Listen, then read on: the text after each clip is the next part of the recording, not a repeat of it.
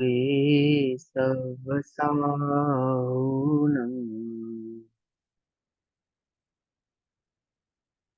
ओंकारं बिन्दुसंयुक्तं नित्यं ध्यायन्ति योगिनः कामदं मोक्षदं चैव ओंकाराय नमो नमः। मङ्गलं भगवान् वीरो मङ्गलं गौतमौगणी मङ्गलं कुन्दकुन्दार्द्यो जैनधर्मोऽस्तु मङ्गलम्। सर्वमङ्गलमाङ्गल्यं सर्वकल्याणकारकं प्रधानां सर्वधर्माणां जैनं जयतु शासनम्।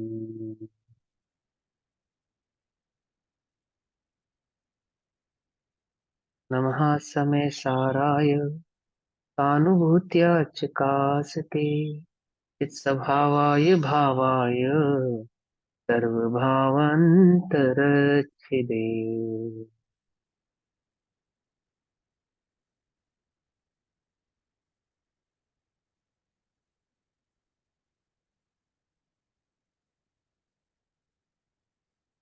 हमारी दोपहरकालीन कक्षा का विषय चल रहा है श्री समयसार जी ग्रंथ। और श्री समयसार जी का स्वाध्याय हम सभी आत्मख्याति टीका के माध्यम से कर रहे हैं। इसमें हमने कल तक गाथा नंबर 65 और 66 एक तक का स्वाध्याय किया था। अब कलश नंबर 38 और 39 आज हम पढ़ेंगे, ठीक है ना। गाथा नंबर 36 तक आपने क्या समझा कि जीव वह पुद्गल रूप नहीं हो सकता और पुद्गल कभी जीव रूप नहीं हो सकता। जीव की अनुभूति यानी उस आत्मा की चैतन्य मात्र अनुभूति में पुद्गल का कोई भी अनुभव होने वाला नहीं है। उन्हें सिद्धांत ग्रंथों में एक कहा है तो व्यवहार से कहा है। वस्तु स्वरूप से देखा जाए तो दोनों कैसे हैं, भिन्न भिन्न है।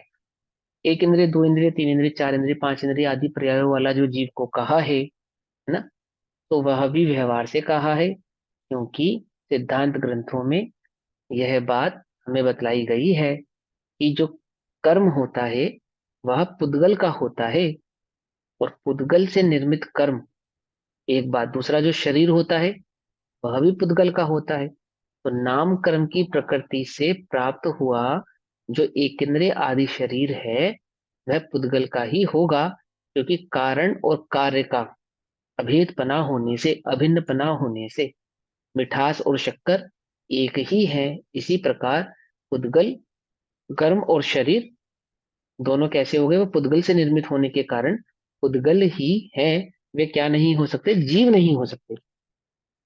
अब उसी भाव को और अच्छे से स्पष्ट करने के लिए, इसलिए वर्णादिक जीव नहीं है, यह निश्चय नय का सिद्धांत है। यहाँ इसी अर्थ का कलश रूप काव्य कहते हैं। इसी भाव को समझाने के लिए कलश रूप काव्य कहते हैं। काव्य नंबर 38 कौन पढ़ेगा? बोला था मैंने प्रैक्टिस करने के लिए, की थी प्रैक्टिस? किसी ने नहीं करी? सब व्यस्त है भैया, बिजनेस टाइकून है सब, टाइम नहीं है किसी के पास है। सुनो भैया।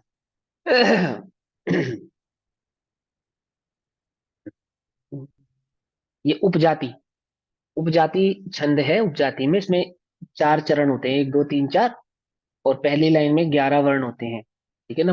वर्ण जब कहते हैं तो मात्रा को काउंट नहीं करते, जो पूरे अक्षर होते हैं उन्हें काउंट करते हैं। तो 11 11 के वर्ण में चार चरणों में इसको पढ़ा जाता है। निर्वृत्यते येन यदत्र किंचित तदेव तस्यान् कथञ्च नान्यत् रुक्मेण निवृत्तमिहासि कोशम् पश्यन्ति रुक्मं न कथञ्च नासिम्। बहुत सुंदर कलश लिखा है। क्या बता रहे हैं वो, कि आपने जो पिछली गाथाओं में भाव को पढ़ा है उसी भाव को स्पष्ट करने के लिए आचार्य अमृतचंद्र देव ने एक कलश कहा। वो कहते हैं निर्वृत्यते येन यदत्र किंचित, जो जिससे से निर्मित होता है, निर्वर्त्यते, निर्मित होता है, येन यदत्र किंचित, तदेव तस्यान कथंच नान्यत, उसे किसी और का नहीं कहते। देखो, येन, येन जिस वस्तु से, अत्र यद किंचित निर्वृत्यते, जो भाव बने, माने जो वस्तु बने, जो भाव बने, दैट मीन्स जो, यहाँ पे भाव का कहने का तात्पर्य है ना, सिंपल सी बात है, यहाँ पे परिणाम मत समझना, यानी पर्याय की बात कर रहे हैं। जैसे किसी ने मिट्टी से घड़ा बनाया, मिट्टी से क्या बनाया, घड़ा बनाया, अथवा स्वर्णकार ने सोने से कोई आभूषण बनाया, ठीक। तो वह आभूषण जो बनाया है, वो स्वर्ण का बना होने से जो भाव बने, वह भाव तद एव स्यात्, वह वस्तु ही है, दैट मीन्स सोना ही है। मिट्टी से बना हुआ घड़ा मिट्टी ही है, स्वर्ण से बना हुआ आभूषण स्वर्ण ही है, ठीक है ना। आचार्य कहाँ बैठे हैं, जंगल में बैठे हैं, और अथवा जंगल में आने से पहले कहाँ थे, जिस भी राज्य में थे, वहां पे कौन सा शासन चलता था, राजाओं का शासन चलता था। तो राजा लोग अपने पास क्या रखते थे, तलवार रखते थे, हथियार रखते थे, है ना। सैनिक हो, राजा हो, सबके पास तलवार होती थी, प्रचलन था, आम था। तो जो तलवार होती है, वो एक म्यान में रखी जाती है। जो तलवार होती है वो किस में रखी जाती है, एक म्यान में रखी जाती है। तो म्यान में रखी हुई जो तलवार है, वो जो म्यान है, वो नॉर्मली लोहे की या लकड़ी की बनाते हैं। तलवार होती है भारी, म्यान होती है हल्की। तलवार को कैसा बनाया जाता है, भारी भी बनाया जाता है, मजबूत भी बनाया जाता है। क्योंकि तलवार से क्या करना है, वार करना है, उससे युद्ध करना है। लेकिन म्यान से तो युद्ध नहीं करना, म्यान से तो कोई वो नहीं करना। तो अब म्यान का वजन भी बहुत ज्यादा रखेंगे, तो तलवार दोगुनी भारी हो जाएगी, और जो उठाकर चलने वाला है उसको ज्यादा तकलीफ होगी। तो क्या करते हैं, म्यान तो होती है हल्की और तलवार होती है भारी। तो वो जो जो जो म्यान होती है, उसको सुंदर बनाने के लिए लकड़ी से अथवा अन्य अन्य पदार्थों से बनाते हैं। तो मान के चलो राजा है, तो राजा की म्यान को किससे बनाया, स्वर्ण, सोने से बनाया। राजा की जो तलवार की जो म्यान है, वो किससे बनी, सोने से बनी। क्योंकि सोना धातु कैसा है, हल्का भी है, हल्की भी है, और अच्छे से फैलती है, तरीके से बढ़िया चीज बन सकती है उससे, सोने से बनाया। क्योंकि वो तलवार की प्रोटेक्शन के लिए। अब सोने की म्यान में लोहे की तलवार रखी है, सोने की म्यान में लोहे की तलवार रखी है, ठीक है, ये बात समझ में आ गई।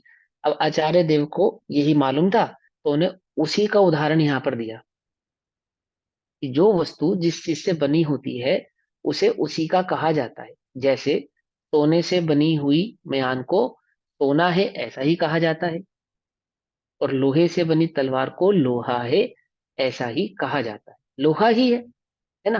कोई चोर कोई आभूषण चुराता है, तो यह हार है, इस दृष्टि से नहीं चुराता, यह बहुत सुंदर हार है, इस दृष्टि से भी नहीं चुराता, अथवा यह पुराना हार है, इस दृष्टि से उसको छोड़कर जाता नहीं है। ये सोना है, स्वर्ण है, कीमती है, इस ही दृष्टि से वह उस आभूषण को चुराता है। ऐसा ही है ना, लोक में सोना ही दिखता है उसको, आभूषण थोड़ी दिखता है, ठीक है ना।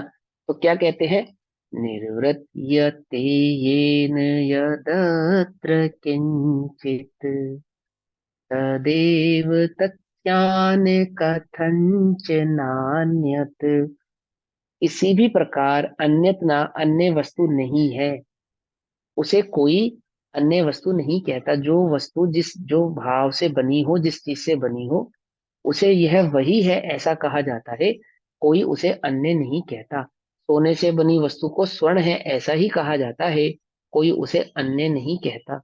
मिट्टी से बने घड़े को यह मिट्टी है ऐसा ही कहता है, कोई उसे अन्य नहीं कहता। आप मिट्टी का घड़ा खरीदने गए बाजार में, आपने पूछा भाई साहब ये घड़ा कितने का है, कि 10,000 का। तो आप छूटते क्या बोलोगे, अरे भैया इसमें है ही क्या, मिट्टी तो है, ऐसे कहोगे ना। है क्या इसमें, कहते नहीं कहते, ऐसा क्या इसमें हीरे जड़े हैं, रतन जड़े हैं, ऐसे ही बोलोगे ना। क्या है इसमें, मिट्टी तो है। तो लोक में तो कोई उसको नहीं कहता कि वो अन्य से बनी है ना, ऐसे ही होता है ना। आगे, रुक्मेण मिहासी कोशम। क्या कहा? रुक्मेण अर्थात स्वर्ण, सोने से बना, निवृत यानी बना हुआ, मिहासी कोशम, असी कोशम यानी कि स्वर्ण तलवार रखने वाली म्यान। असी माने तलवार, कोशम माने उसको जिसमें रखा जावे। रुक्मेण निवृत मिहासी कोशम पश्यन्ति। इधर देखो, पश्यन्ति, पश्यन्ति, पश्यन्ति रुक्मं न कथंचनासिम। कोई उसे स्वर्ण के अलावा कुछ और नहीं कहता है। कितनी बढ़िया बात है।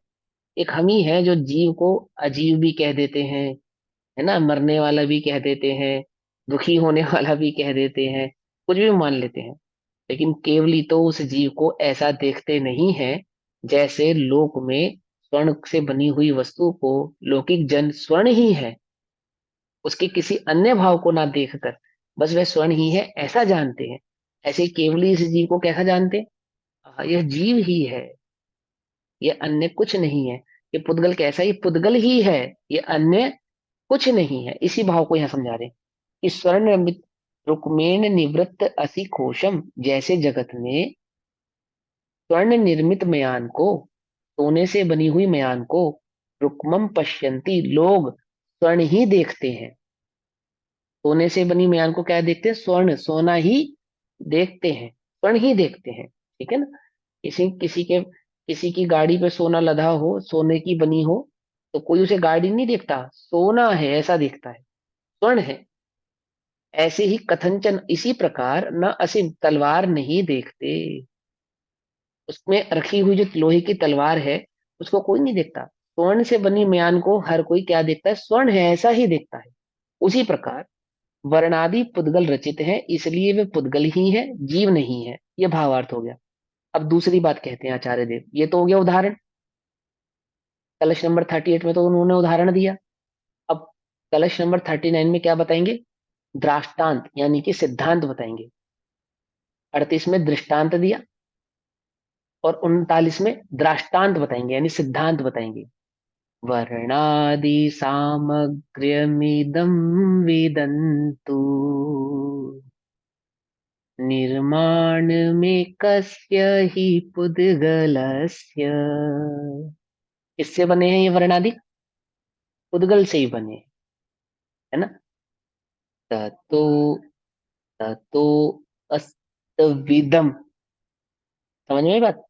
शब्द फिर से पढ़ूं। ततोस्तविदम, ततोस्तविदम पुद्गलेव नात्मा यतः स विज्ञान घनस्तोतन्यः। क्या कहते हैं? अहो ज्ञानी जनो, इदम वर्णादि सामग्र्यम, ये वर्णादिक से लेकर गुण स्थान पर्यंत 29 भाव जो आपने पढ़े हैं, है ना, ये समस्त भाव एकस्य पुद्गल्य ही निर्माणम। क्या? एक पुद्गल की ही रचना है, पुद्गल से ही बने हैं। वेदंतु अर्थात जानो, इन्हें पुद्गल का ही जानो। तथा इसलिए इदम, यह भाव, पुद्गल एव अस्तु, पुद्गल ही है, पुद्गल ही हो, जो पुद्गल से बना है और पुद्गल ही जिसका कारण है, वह वस्तु वह भाव क्या हुआ?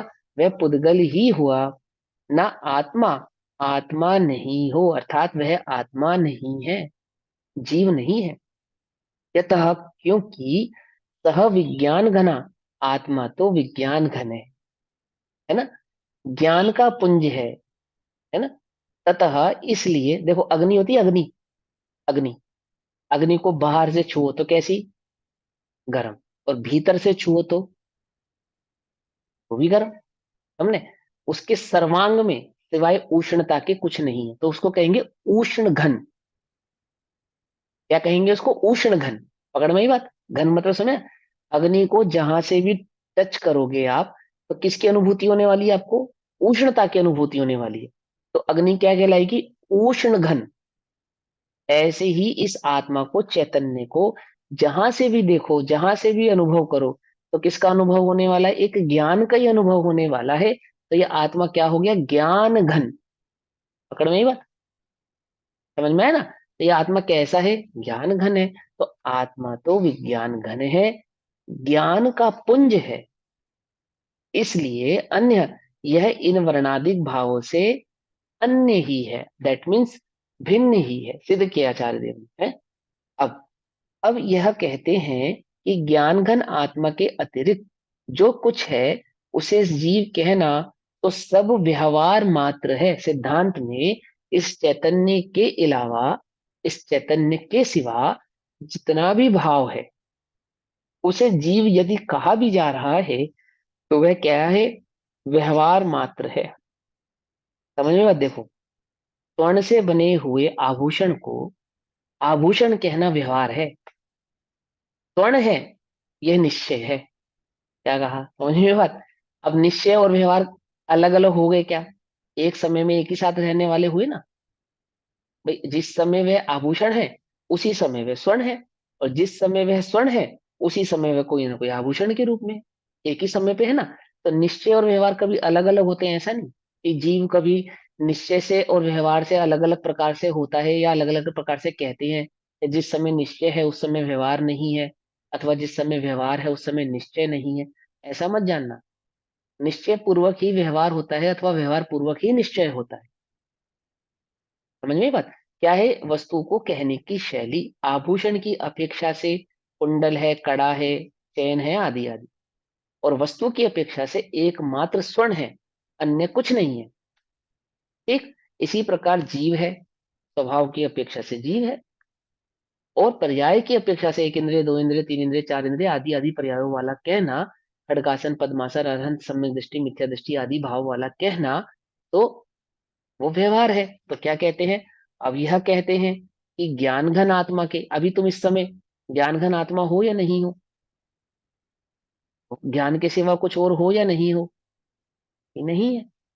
इसको कहने में कोई आपत्ति नहीं है, लेकिन ऐसा जानो, मैं ज्ञान के सिवा और कुछ नहीं हूं, ऐसा अनुभव करो। अनुभव क्या कर रहे हो? आभूषण का अनुभव कर रहे हो। इसका अनुभव नहीं कर रहे, स्वर्ण का अनुभव नहीं कर रहे। स्वर्ण का आभूषण का अनुभव ना करके स्वर्ण का अनुभव करता है। व्यवहारिक जन, लौकिक जन इसका अनुभव करते हैं, आभूषण का अनुभव करते हैं, वे स्वर्ण का अनुभव करते नहीं, है ना। वो था ना, कौन था भी, किसका केस आया था, उसने हीरे, हीरे हीरे के मामले में। अरे यार, तो बड़ा फेमस नाम है, नाम ही भूल गया। नीरव उसने मोदी। क्या कर, हाँ। हाँ, नीरव मोदी। बहुत बढ़िया, नीरव मोदी क्या करा उसने? क्या करा मालूम है? सबको पर्यायों में उलझा उलझा दिया। कि वो नकली हीरे बेचे ना उसने, सबको नकली हीरा, और सबने उसको क्या समझ के पहना? असली हीरा। क्योंकि उनकी दृष्टि में क्या था? है, नकली असली के पहचान ना जानने वाले उसके पर्याय, मतलब वो हीरे जैसा चमक रहा है, बस तो हीरा है। वे संतुष्ट थे। और जैसे ही उन्हें ज्ञान हुआ, क्या ज्ञान हुआ? द्रव्य स्वभाव का। तो उनको एकदम मालूम चल गया, अरे हम तो पर्यायों से ठगे जा रहे थे। कुछ बात समझ में नहीं, समझ में? जैसे ही ये इसको स्वभाव का ज्ञान होता है जीव को, उसको मालूम चल जाता है। क्या मालूम चल जाता है? कि संसार रूपी पर्यायों से मैं ठगा जा रहा था, अपने को एक इंद्रिय, दो इंद्रिय, तीन इंद्रिय आदि मान रहा था। मूर्ख हूं मैं। तुरंत भेद विज्ञान जागृत हुआ, स्वरूप की दृष्टि होते ही। स्वरूप की दृष्टि है। किसी ने भी फेंका नहीं वो नकली हीरा, कहीं डस्टबिन में नहीं मिला किसी को, सबके पास रखा है अभी। क्या करें? भले ही वो 100 रुपए का था, पर खरीदा तो करोड़ रुपए में था। कुछ बात समझ में ही नहीं आई। अपने स्वभाव की दृष्टि नहीं करता जो, है ना, वो ऐसे ही पर्यायों में क्या जाता है? ठगाया जाता है। तो आचार्य कह रहे हैं कि ये जो ज्ञान घन आत्मा के अतिरिक्त जो कुछ है उसे यदि जीव कहा जा रहा है तो वह व्यवहार मात्र है। पज्जत्ता पज्जत्ता जेसुहु मां बादराय जे चैव देहस्य जीवस्तरणा सुत्तै व्यवहारदौता। क्या कहते हैं? पर्याप्त अनपर्याप्त जो है सूक्ष्म अरुबादर सभी। हाँ भैया, तुम पर्याप्तक हो अनपर्याप्तक हो अभी? ये जो पर्याय है तुम्हारी, ये पर्याप्तक है या अनपर्याप्तक है?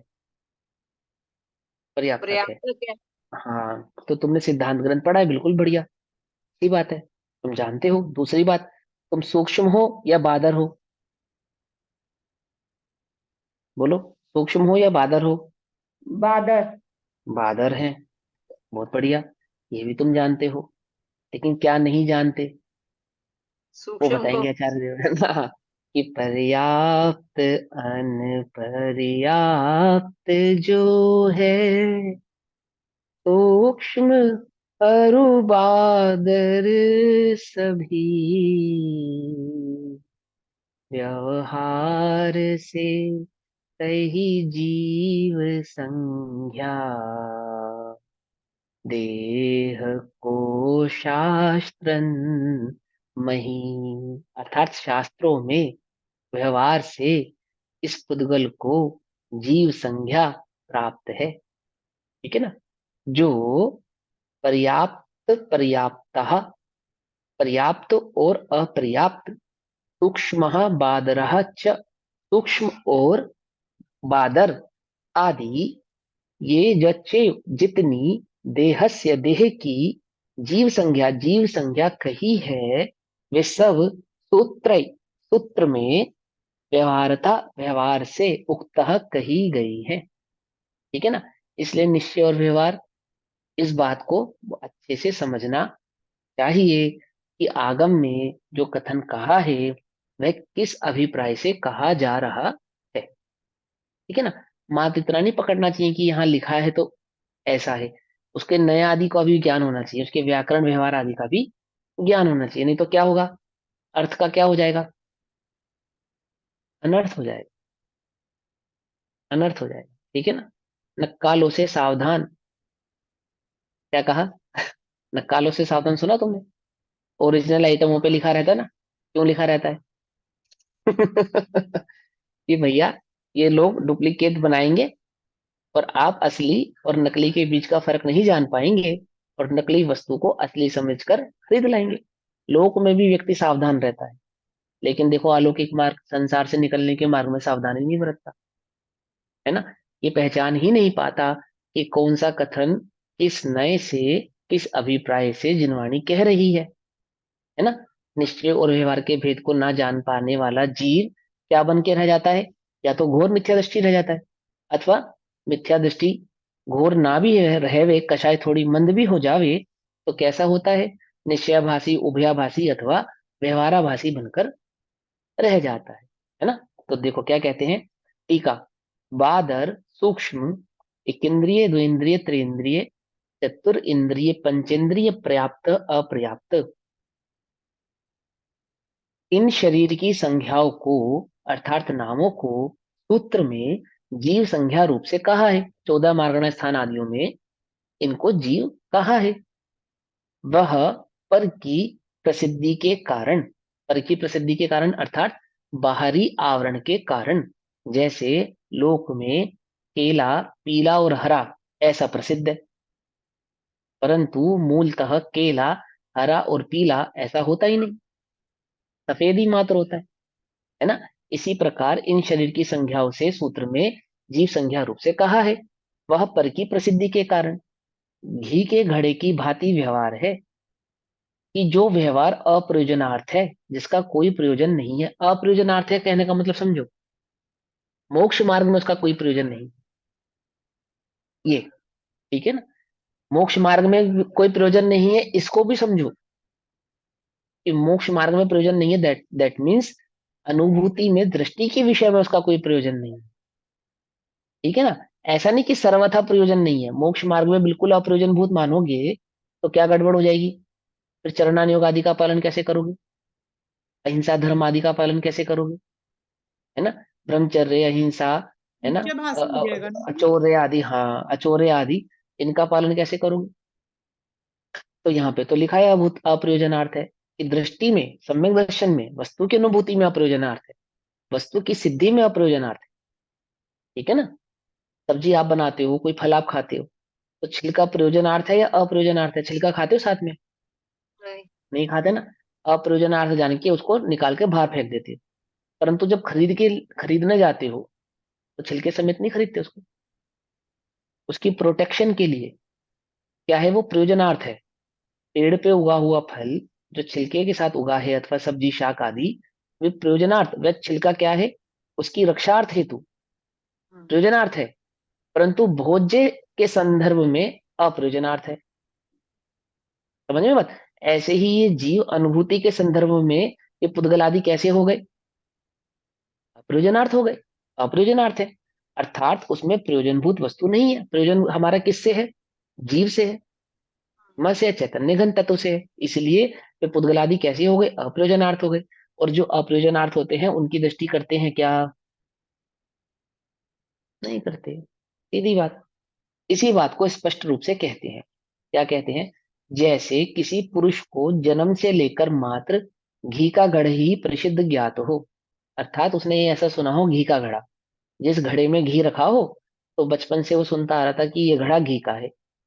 माँ कहती थी, श्रीमत छो, घी का घड़ा है। अरे टूट जाएगा भैया, घी का घड़ा है ना, ऐसा सुना उसने। उसके अतिरिक्त वह दूसरे घड़े को ना जानता हो, तो उसे समझाने के लिए जो यह घी का घड़ा है तो मिट्टीमय है, घी में नहीं, इस प्रकार समझाने वाले के द्वारा घड़े में घी का घड़ा का व्यवहार किया जाता है। समझे बात? उसको क्या समझाया जाता है कि घड़ा घी का नहीं होता है, घड़ा तो मात्र मिट्टी का होता है। कि नहीं, मैंने सुना है हमारे घर में घी का घड़ा रखा है, तो उसको समझाते हैं। क्या समझाते हैं? कि भैया वो उसमें घी रखा है ना, घी, इसलिए उस घड़े को घी का कहा जाता है। अन्यथा घी का घड़ा होता नहीं है। उसको भेद विज्ञान कराते हैं। घी भिन्न है और घड़ा भिन्न है। घड़ा क्या है?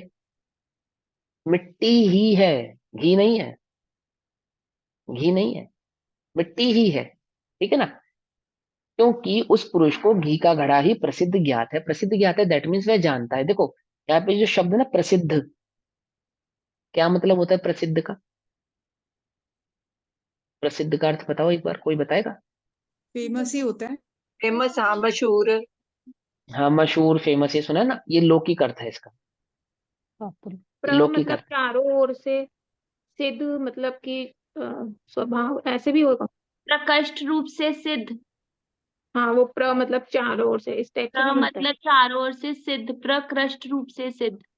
देखो सुनो, ये जो प्रसिद्ध होता है ना, प्रसिद्ध, प्रसिद्ध, इसका मतलब होता है जो प्रमाणिक सिद्ध हो, यानी कि जो अपने आप को स्वयं ही प्रमाणित रूप से सिद्ध कर रहा है।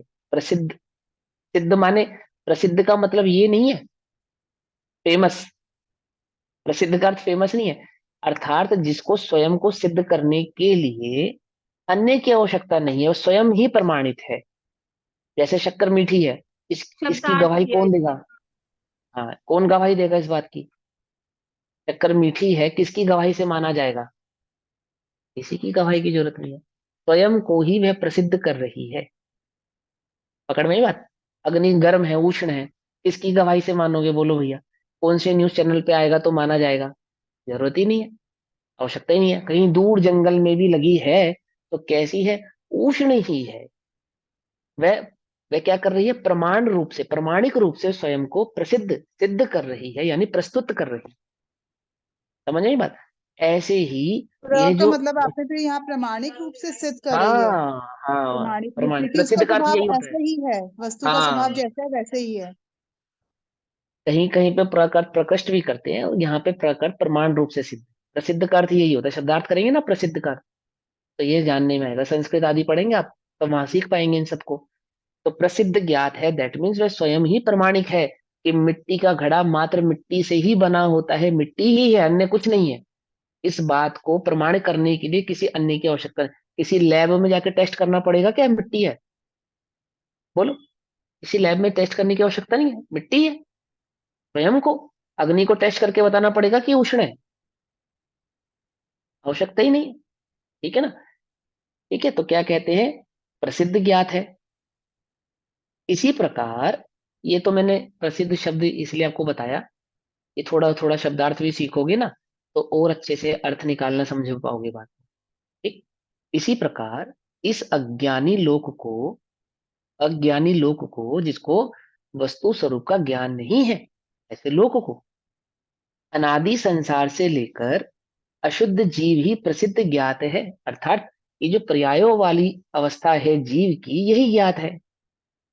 एक इंद्रिय रूप, दो इंद्रिय रूप, तीन इंद्रिय रूप, चार इंद्रिय रूप, बस यही ज्ञात है ना। ये तो प्रमाणिक बात है, यही ज्ञात है। यदि से यह बात ज्ञात होती, वस्तु स्वरूप ज्ञात होता, यहाँ होता ही नहीं। वस्तु स्वरूप ज्ञात होता तो दुखी होता ही नहीं। वस्तु स्वरूप ज्ञात होता तो सम्यक दृष्टि होता। तो अज्ञानी है, यह तो बात ही सिद्ध कर रही है क्या, कि यह वस्तु स्वरूप को ना जानकर जो वस्तु का स्वरूप नहीं है उसे वस्तु मान रहा है। ऐसे पर्यायों को, इसको कहते हैं प्राप्त पर्याय में तन्मय।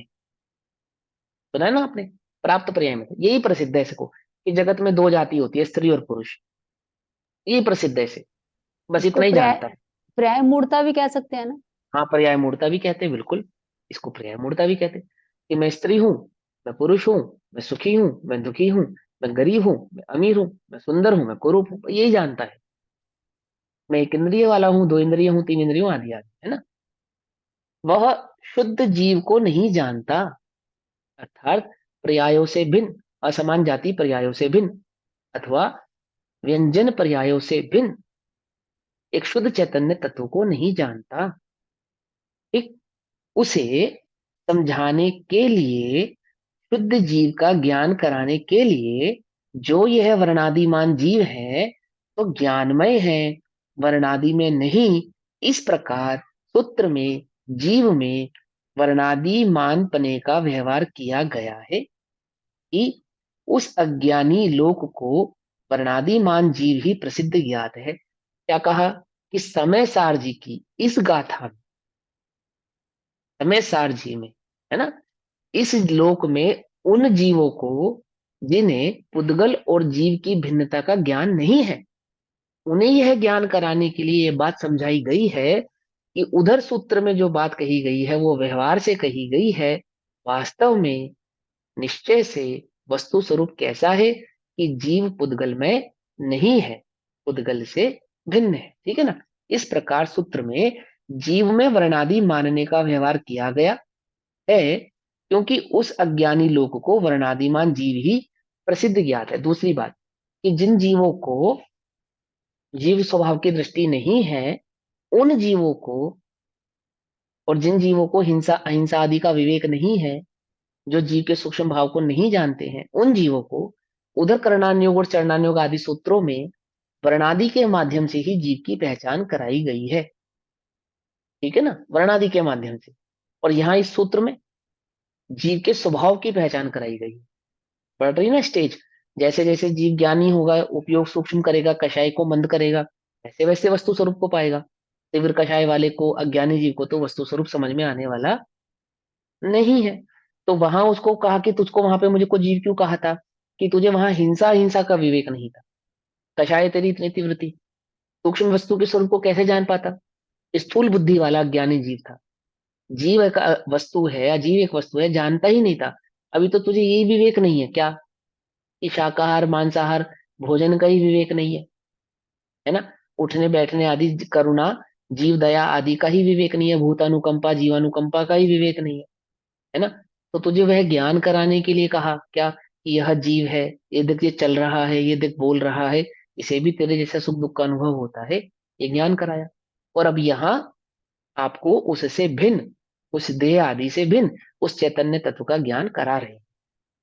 अब इसी अर्थ का कलश रूप काव्य कहते हैं। अब इसी भाव को समझाने के लिए कलश नंबर 40 कहते हैं अनुष्टुप। अनुष्टुप के विषय में क्या बताया था मैंने, याद है। सूत्र की भांति पढ़ा जाता है, और और बोलो भैया। नहीं है याद। 8-5 या 7-6 ऐसे कुछ होते। घृत कुंभा देखो, घृत, सॉरी, इसको पढ़ते हैं सूत्र की भांति, जैसे श्लोक पढ़ते हैं ना, श्लोक वो दोहे, दोहे या गाथा, उस घृत कुंभाभिधानेऽपि कुंभो घृतमयो न चेत् जीवो वर्णादिमज्जीवल जल्पनेऽपि न तन्मयः। क्या कहते हैं? चेत यदि यदि घृत कुंभाभिधाने अपि, घी का घड़ा ऐसा कहने पर भी, कुंभ घृतमय नहा, कुंभ तो है घी का होता नहीं है ना, घड़ा वह घी में नहीं है, मिट्टीमय ही है ना। कुंभ घृतमय न नहीं होता, मिट्टी का ही रहता है। वर्णादि मत जीव जलपने अपि, तो इसी प्रकार वर्णादिमान जीव, यानी वर्णादि वाला कहना, इंद्रियों वाला कहना, गुणस्थान वाला, आदि आदि वाला कहना, ऐसा कहने पर भी जीव है न तन्मय, जीव है वह वर्णादिकमय नहीं है, उस रूप होता नहीं है, ज्ञान घन ही रहता है। समझ में बात नहीं? समझ में आई? समझ में आ गई? ये तो सम्यक दर्शन है, और फिर क्या सम्यक दर्शन है? अन्य थोड़ी कुछ सम्यक दर्शन है। ये बात तुम्हें समझ में आ जाए इसी का नाम सम्यक दर्शन है। क्या कि घी का घड़ा घी रूप ना होकर मिट्टी में होता है, ये बात सम्यक दर्शन है कि हाँ यही बात सम्यक दर्शन है। ठीक है ना? कि वह जो जीव है, ये घड़ा है, घड़ा शरीर, घट घट में वह राजे तेरे घट घट का वासी, क्यों ढूंढे गंगा क्यों ढूंढे काशी, है ना? सुना है ना? तो घट माने घड़ा, और घड़े में विराजमान ये जो घी चैतन्य है, इस चैतन्य की अपेक्षा से इस शरीर को चैतन्य जीव ऐसा कहते हैं। परंतु ये चैतन्य निकल जाने पर तो कोई से जीव नहीं कहता, है ना? खाली घड़े को तो कोई घी का घड़ा नहीं कहता। घी, है ना, घी भरा होने पर ही उसे घी का घड़ा कहा जाता है। ऐसे चैतन्य के साथ संयोग होने पर ही इन इंद्रिय आदियों को चैतन्य ऐसा कहा जाता है। मूलतः तो चैतन्य इनसे सदैव भिन्न है, ये मिट्टीमय है, ज्ञान घन है ना? भावार्थ, घी घी से भरे हुए घड़े को व्यवहार से घी का घड़ा कहा जाता है, तथापि निश्चय से घड़ा घी स्वरूप नहीं है। घी घी स्वरूप है और घड़ा मिट्टी स्वरूप है। ठीक है ना? इसी प्रकार वर्ण, पर्याय, इंद्रियां इत्यादि के साथ एक क्षेत्रवगाह रूप संबंध वाले, कौन सा संबंध है? एक क्षेत्रवगाह संबंध, जैसे दूध और पानी। कैसा संबंध नहीं है? तदाद में संबंध, जैसे अग्नि और उष्णता, वह संबंध नहीं है। कैसा संबंध है? एक क्षेत्रवगाह है।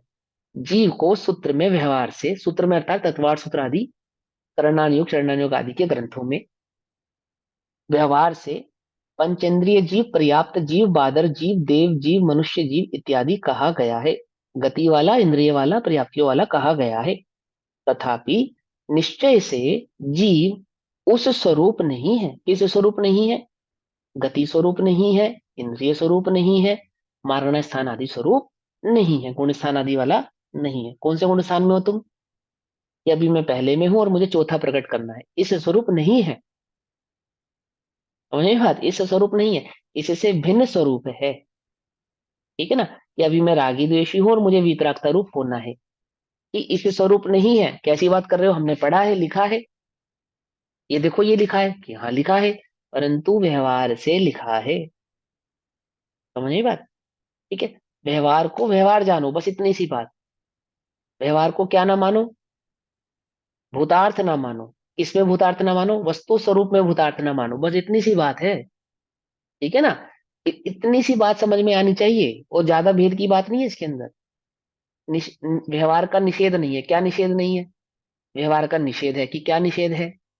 व्यवहार है, ये निषेध नहीं है, व्यवहार को निश्चय मानने का निषेध है। केला पीला है, ये निषेध नहीं है, परंतु जब खाओ तो पीला पीला भिन्न कर देना, ये पीला पीला खाना नहीं है, ये निषेध है।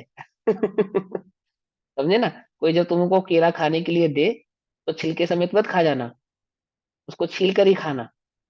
कुछ बात समझ में ही नहीं? समझ में आई? ऐसे ही जब वस्तु स्वरूप का अनुभव करो, अनुभव करो ना, तो कैसा अनुभव करना?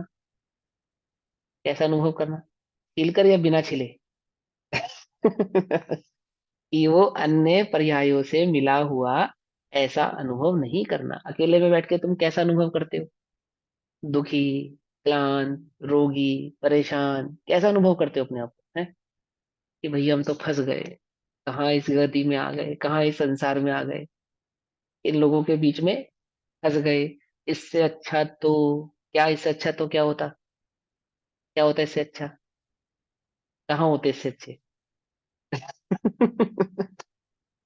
तो ये जो तुम अनुभव कर रहे हो, ये कैसा अनुभव कर रहे हो कि तुम, अभी थोड़ी थोड़ी बात समझ में, ऐसा नहीं, अब मन में नहीं आता ऐसा। हाँ ये तो अच्छी बात है ना, लेकिन अब उस अनुभव करो, उस चैतन्य तत्व का भी अनुभव करना है ना।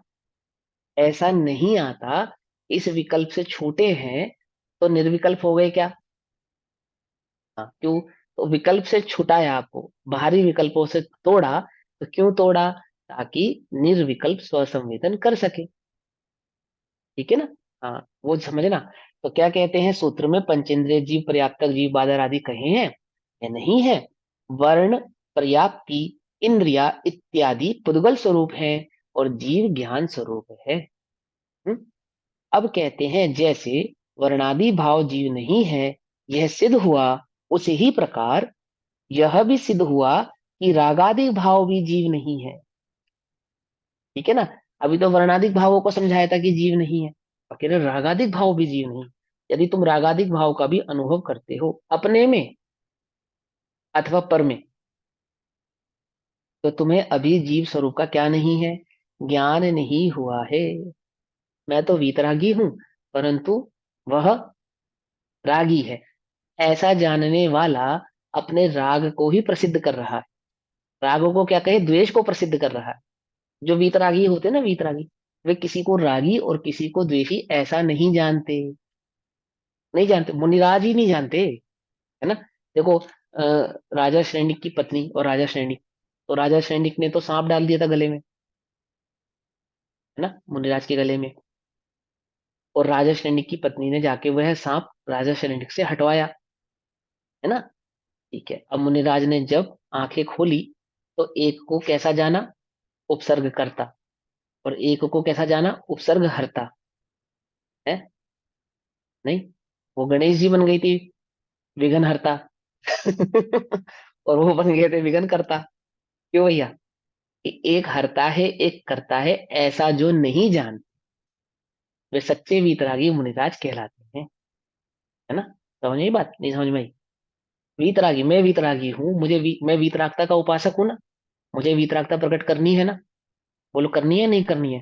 तो जगत में राग द्वेष देखना छोड़ दो, एक को रागी एक को द्वेषी ऐसा देखना क्या कर दो, अभी, अभी छोड़ दो। तो प्रकट करनी ही नहीं करनी वीतरागता। कैसे प्रकट होगी, आप कहते हैं मुनिराज कैसे संभावी रहते हैं, एक को रागी नहीं देखते, को द्वेषी नहीं देखते, बस सिंपल। पकड़ में ही बात, नहीं पकड़ में, मुझे वीतरागता प्रकट करनी है, तो मैं क्या करूं कि राग और द्वेष देखना छोड़ दूं। आपको देखो वीतरागता ना प्रकट हो तो क्या ना, समझे नहीं समझे। ऐसा है ना, पारसमणि जैसा है ये आत्मा, जो देखता है ना वैसे ही बन जाता है। जैसे पारस है ना, लोहा छुए जैसा, लोहे को छुए तो लोहा कैसा बन जाता है, स्वर्ण बन जाता है। ऐसे ही ये आत्मा का जो उपयोग पारस है ना, उपयोग रूपी पारस, ये जिस ओर दृष्टि करता है वैसा ही रूप धारण कर लेता है ये आत्मा। पकड़ में आई बात, नहीं पकड़ में आई, समझे। वो बाली था ना, बाली, क्या थी उसके पास एक शक्ति, कि जो उसके सामने शत्रु खड़ा होता था, उस शत्रु का आधा बल किसके पास आ जाता था, बाली के पास आ जाता।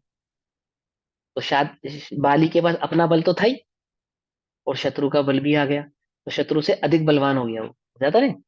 वर्तमान में भी कुछ बाली हैं, कुछ बाली क्या है, मैं अक्सर ऐसा कहता हूँ कि इस वर्तमान में वो जो बाली का जो आशीर्वाद था ना, वो स्त्रियों को मिल गया।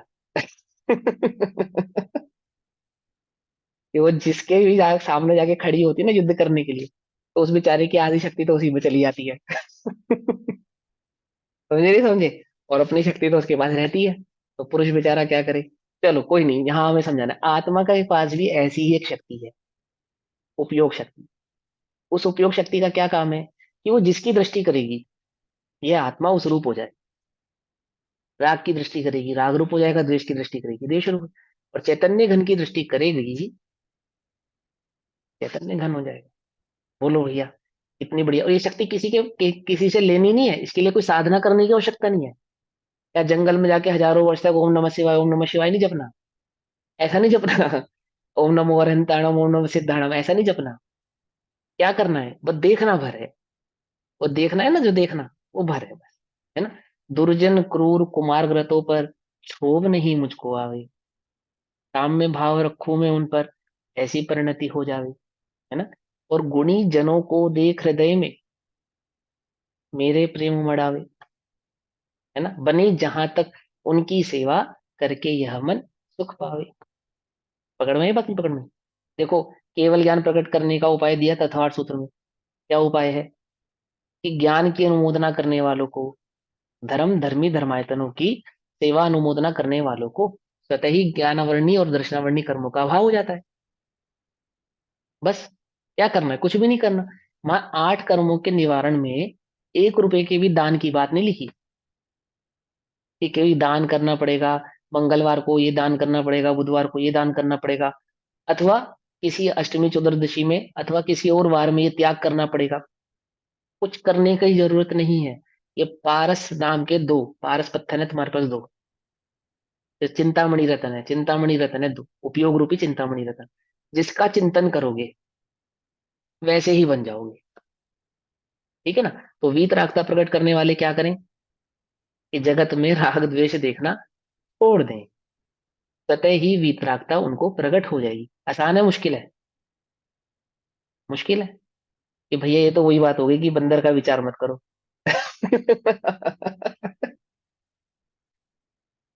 अरे तो हम तुमसे ये नहीं कह रहे कि बंदर का विचार मत करो, हम तुमसे ये नहीं कह रहे कि राग द्वेष का विचार मत करो।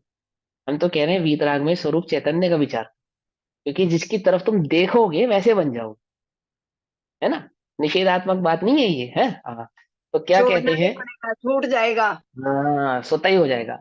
अब कहते हैं कि जैसे वर्णादि भाव जीव नहीं है, वैसे यह सिद्ध हुआ है, उसी प्रकार यह भी सिद्ध होता है कि रागादिक भाव भी जीव नहीं है। इस बात को गाथा नंबर 68 में कहते हैं।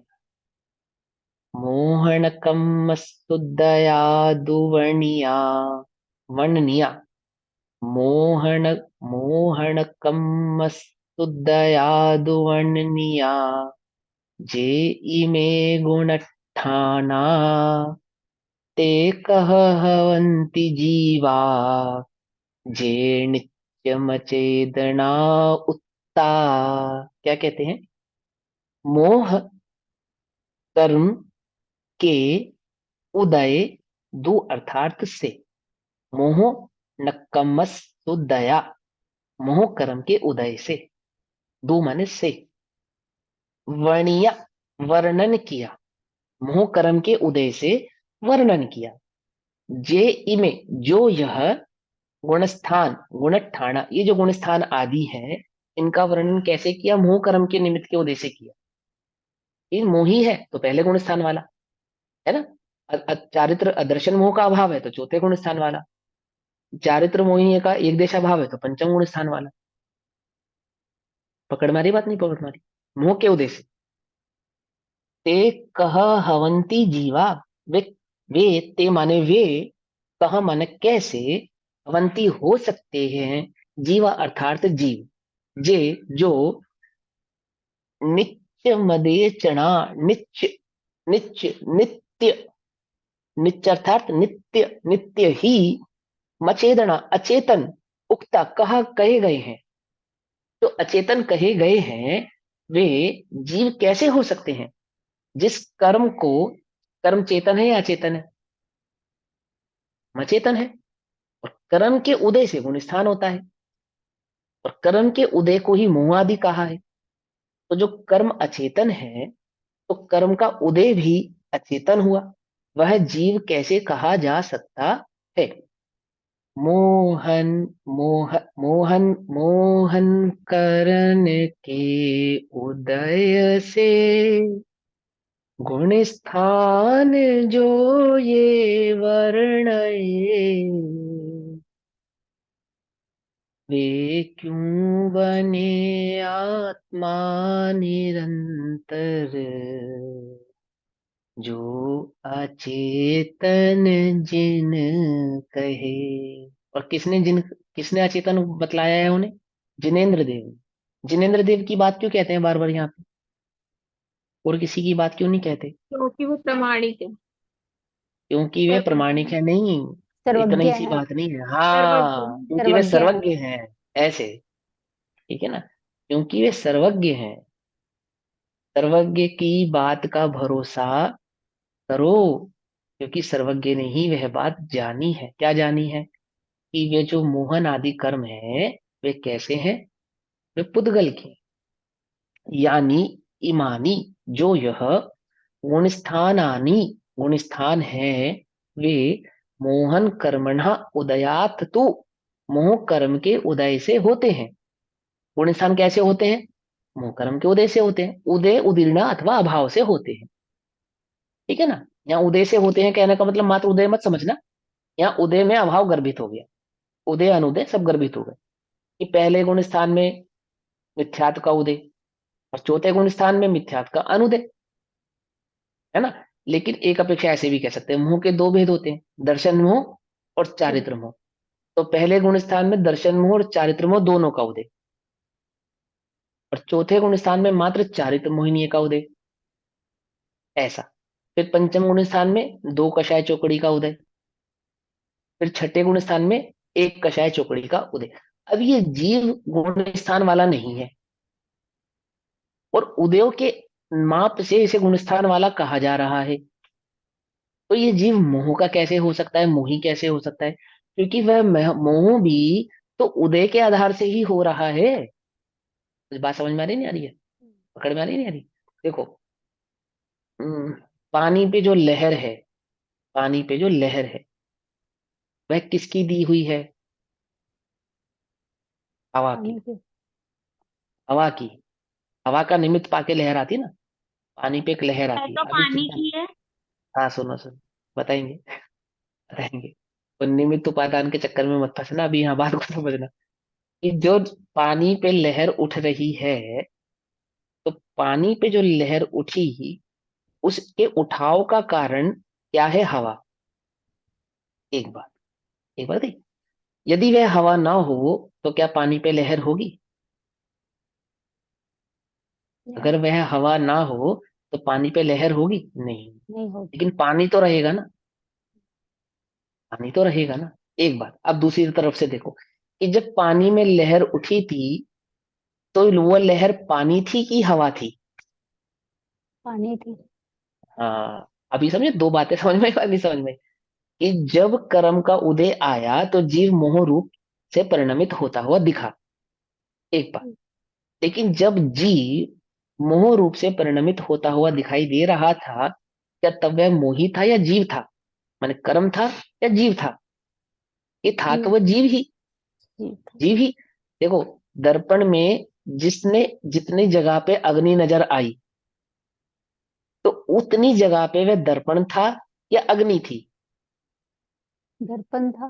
दर्पण था ना, हाँ। अग्नि तो नहीं थी। अग्नि दिखी, हम इसका निषेध नहीं करते, हाँ। लेकिन दर्पण तो अग्नि नहीं बना, था तो वह दर्पण ही ना। समझे ना, इसमें निमित्त उपादान भी समझ में आया दोनों बातें। और निमित्त नैमित्तिक बात को भी समझो। तो यहाँ क्या कहते हैं कि जो ये गुणस्थान है, जिन्हें सूत्र में व्यवहार से जीव का गुणस्थान वाला कहा, वे कैसे हैं? वे मोह कर्म के उदय से होते हैं, ऐसा सर्वज्ञ के आगम में वर्णन किया गया है कि वे मोह आदि कर्म के उदय से गुणस्थान आदि होते हैं। तानी वे जीवहा, जीव कथम कैसे, भवंती हो सकते हैं, वे गुणस्थान आदि जीव कैसे हो सकते हैं? यानी कि जो नित्यम सदा अचेतनानी, अचेतन है, उक्तानी कहे गए हैं, जो सदैव अचेतन रूप से ही कहे गए हैं। सिद्धांत ग्रंथों में भी जिन्हें अचेतन कहा है ना, मात्र समय सार आदि में ही उन्हें अचेतन कहा गया हो ऐसा तो नहीं। कर्म को, कर्म के उदय को पुद्गल का ही कहा गया है, तो वह चेतन यानी जीव कैसे हो सकते हैं? 8 कर्मों में मोहिनी नाम का एक कर्म है। जीव के अनंत गुणों में मोहिनी नाम का कोई गुण हो तो बताओ। नहीं है ना। तो यह तो सिद्ध होता है कि वह मोहिनी कर्म का होने से अचेतन ही हुआ, चेतन कैसे हो सकता है? पकड़ में बात नहीं, पकड़ में, ये बात समझा रहे हैं आप। ये मिथ्या दृष्टि आदि गुण स्थान पौद्गलिक मोह कर्म की प्रकृति के उदय पूर्वक होते होने से सदा ही अचेतन होने से कारण जैसे ही कार्य होते हैं ऐसा समझकर निश्चय कर जो पूर्वक होने वाले जो वे जो ही होते हैं इसी न्याय से वे पुद्गल ही है, जीव नहीं। जो बोने पर जो ही उदित होता है। जो होता है ना, जो जो जो मतलब जो अनाज। अनाज, उसके बोने पर जो ही उदित होता है, उसी प्रकार कर्म से निर्मित अथवा कर्म के उदय होने पर जो उदय है वह कर्म रूप ही होगा, पुद्गल का ही होगा, जीव का कैसे हो सकता है। पकड़ में बात नहीं? पकड़ में मैंने जो वस्तु बोई उसी का तो उदय आने पर वही तो वस्तु बनेगी ना। तो कर्म के उदय से जो प्राप्त हुआ है वह कर्म ही होगा, अन्य तो होगा नहीं कुछ। और वह कर्म किस चीज से निर्मित हुआ है? पुद्गल से निर्मित हुआ है। तो आप उसे जीव का कैसे कह सकते हैं? वह जीव नहीं है, वह तो जीव नहीं। ये बात समझ। यहाँ पे कारण जैसे ही कार्य होता है ऐसे ही हो, यही सिद्ध हो गया ना, जो को हाँ, बीज जैसा कारण होगा, हाँ जैसा कारण होगा वैसे कार्य होगा। जो बोने पर बोए बीज बबूल के, तो आम कहाँ से हुई? क्या मतलब? ये कारण और कार्य का भेद करा रहे हैं लोक में आपको। ये कहावत सुनिए ना आपने कि बबूल का बीज बोने पर बबूल ही उदित होता है ना। इसी प्रकार से कर्म का उदय आने पर कर्म का ही उदय आता है, कर्म ही होता है, अन्य कुछ नहीं होता। और सिद्धांत ग्रंथ में यह बात सिद्ध है कि वह कर्म कैसा है? पुद्गल का है। आप उसे जीव का कैसे कह सकते हैं? वह जीव नहीं हो सकता। क्या सिद्ध करना चाहते हैं वो? कि जीव को मोही कहना व्यवहार है, स्वभाव से तो जीव मोही होता नहीं। जीव जीव मोही होता नहीं। अपने को मोह रूप देखना क्या है? वो कह रहे हैं मिथ्यात्व है, दुख का कारण है। तो ये सिद्ध, ये जाने कि मैं मोही हूं, कैसा है? वह मिथ्या दृष्टि है। और जो अपने को चैतन्य जीव जाने, क्योंकि चैतन्य जीव है, तो उनकी अनुभूति होती नहीं है। पिछली गाथाओं के हिसाब से समझेंगे ना कि वो चैतन्य के अनुभव में तो मोह का अनुभव होने वाला नहीं है। अनुभूति से कैसा है? वह भिन्न है, भिन्न है। पकड़ में ये बात? खीर खार आदि का, पानी दूध का, नमक का, सब्जी का, बहुत सारे उदाहरण आपको पीछे दिए उन्होंने, है ना। कि वह किसका है? उदय किसका है? वह पुद्गल का है। तो वह जीव नहीं है। यहां तक हमने पढ़ा, बाकी हम स्वाध्याय कल करेंगे। तब तक के लिए सभी को जय जिनेन्द्र। ओम नमः सिद्धेभ्यः। शालिनी जरा रिकॉर्डिंग बंद करना, मैंने आपसे एक बात पूछनी है। हाँ हाँ, कोई बात नहीं। आपने निज ये निधि निज ने 60 बताई।